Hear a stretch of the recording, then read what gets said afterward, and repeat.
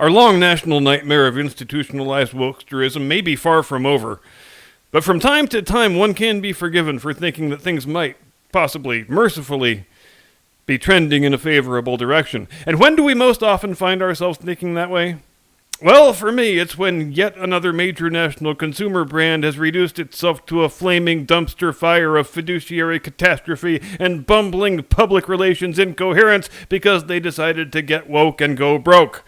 And so Thursday morning brought us the news that after about half a decade of bizarrely self-destructive woke marketing, Victoria's Secret has decided to wean itself off the woke, to go through all the tremors and convulsions that come with the territory when you decide to get back onto the straight and narrow path and quit drinking the sweet, sweet nectar of corporate identity politics.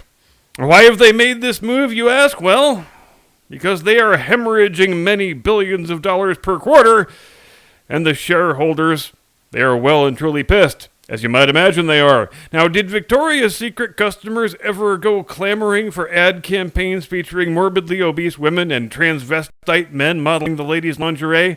No, they did not.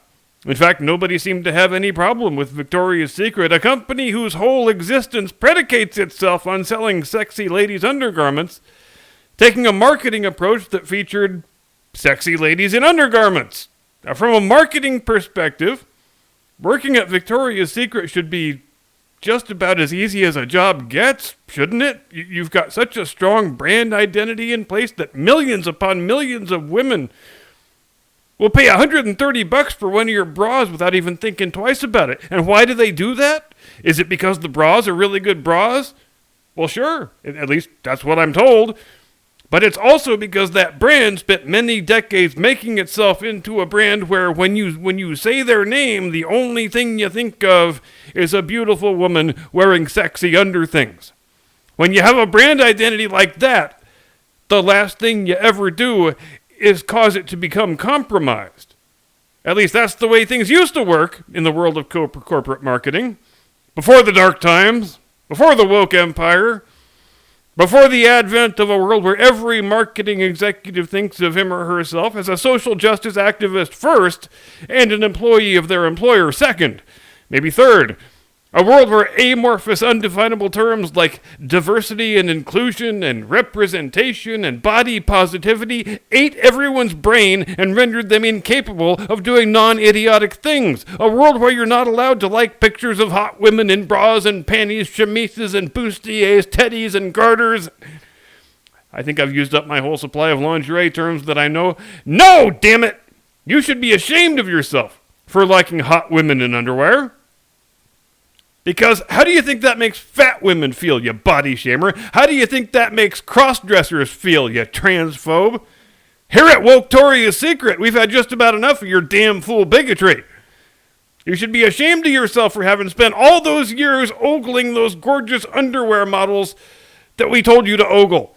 And with that in mind, we're canceling all of our fashion shows and TV specials, and from this moment henceforth, our print advertising campaigns will feature only strong, powerful women of color who weigh enough to play outside linebacker in the National Football League because they are stunning and brave. And we'll have some dudes too. Trans women. Because if you can't look at Lizzo and Sam Britton and get just as turned on as you used to get by Heidi Klum, then we have not succeeded in fixing your bigotry.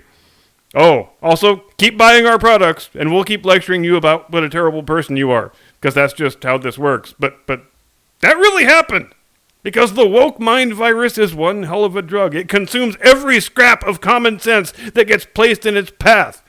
There actually was a meeting at Victoria's Secret HQ 5 years ago, give or take, where some lonely, unmarried, childless, borderline alcoholic spinster marketing executive, the kind of woman who would have watched She-Hulk and thought it was a good show, she stood up and said, "You know what our lingerie company needs to do? We need to get rid of all the hot chicks." And instead of falling down laughing, the board of directors, they all said, well, yes, what an intriguing possibility. Dudes and fat chicks instead of beautiful women. Why, it's positively visionary in its boldness. Young lady, we're giving you a $600,000 bonus. But it's a mistake to conclude that this is any sort of isolated phenomenon, because it's part of a much larger project that's been going on for many decades now, since very shortly after George Orwell wrote his famous passage in which he talked about Big Brother, that he could make people believe up is down, black is white, war is peace, right is wrong, wrong is right, and so on. The idea that ugliness is beautiful and unhealthiness is healthy plays right into that same madness. And the obverse of that idea as well, that if you enjoy nice paintings and good sculptures and pretty buildings and hot women in skimpy underwear, well, that just means you are an ignorant, uncultured rube.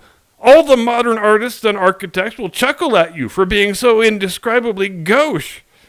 But somebody somewhere has to stand up for the beautiful and the edifying and the inspirational, and the best way of doing that is not giving your goddamn money to companies that try to make you celebrate ugliness and brutality. Even if it means buying a bra that is slightly less comfortable. So let's all give the ladies a round of applause, shall we?